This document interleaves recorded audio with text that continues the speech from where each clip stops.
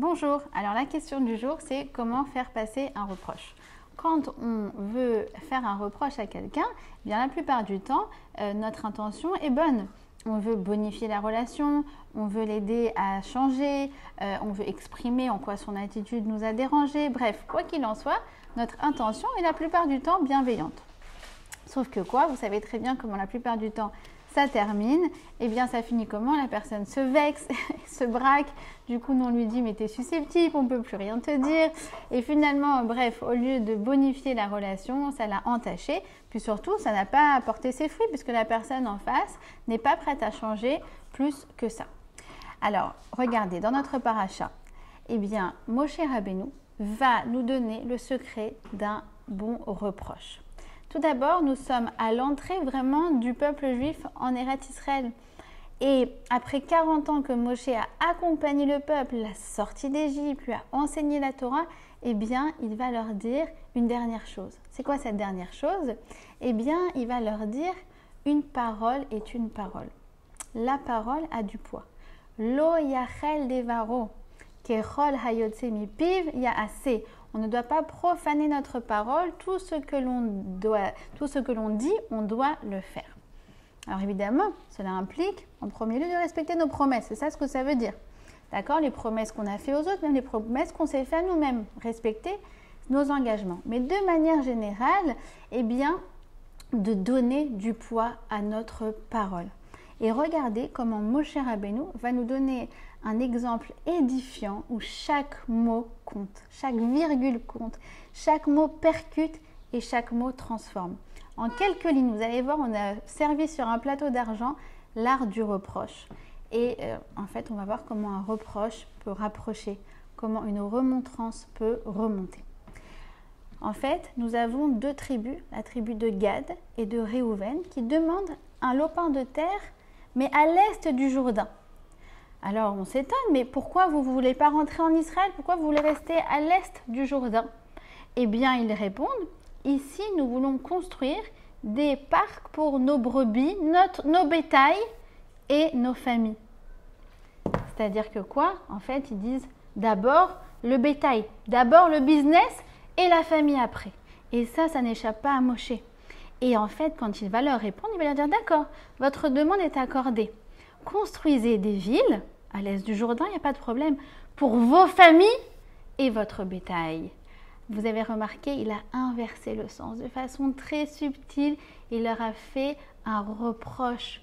Mais à aucun moment, il leur a dit « Quoi, vous n'avez pas honte? Mais enfin, honte à vous, vous inversez l'ordre des priorités. » Non, de façon subtile, avec un minimum de mots, eh bien, sans aucun mot négatif, eh bien, il va faire un reproche où la personne est prête à entendre et prête à changer. Quand notre parole a un poids, eh bien, un seul mot suffit. Et quand on gâche notre parole, alors comment on gâche notre parole? Eh bien justement, nous dit le Rav Wolbe, on gâche notre parole en paroles négatives, en plaintes, en mots négatifs, en reproches. Quand on fait tout ça, finalement, le reproche n'a plus de poids puisqu'il est noyé dans une mare de commentaires négatifs. Donc, nous dit le Rav Wolbe, essayez, avant de vous plaindre, ou de faire passer un reproche, ou de dire des choses négatives, posez-vous la question. Est-ce que j'ai dit 9 choses positives avant? Parce que le quota, ça doit être ça. 9 choses positives pour une chose négative. Et si ce n'est pas le cas, eh bien, retenez-vous.